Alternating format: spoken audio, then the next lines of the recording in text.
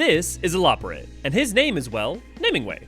Many of you may have met him for the first time recently in the cosmic exploration content, but he's actually been around for a lot longer than that.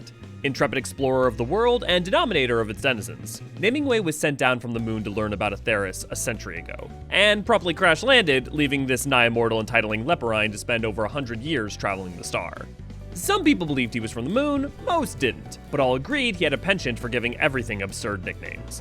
These days he's returned to the fluffle of his brethren, which is the correct name for a group of Loporites, and is part of the Cosmic Exploration Initiative, traveling from Sinus Adorum to Faina and the Sea of Stars beyond, and the lead namer of all the new discoveries therein. While his story dates back over a century in Eorzea, the existence of Namingway dates back over a decade on Earth. In Final Fantasy XIV, his first appearance was in 2016 in Encyclopedia Eorzea Volume 1, where he was offered as a minion. That's right, Namingway was teased over 5 years before we even met Eloporate. But within Final Fantasy, his history is even longer.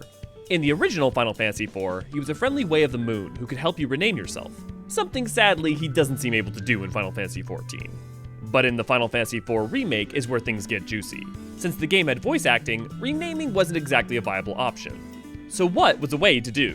Well, how about become a cartographer, then a naturalist, then a journalist, then a professional camper, then a musician, then a member of a non-consensual throuple where he cheats on both of them, after which he chooses one of them to be his true love, who then cheats on him, which makes him so angry that he becomes a boss?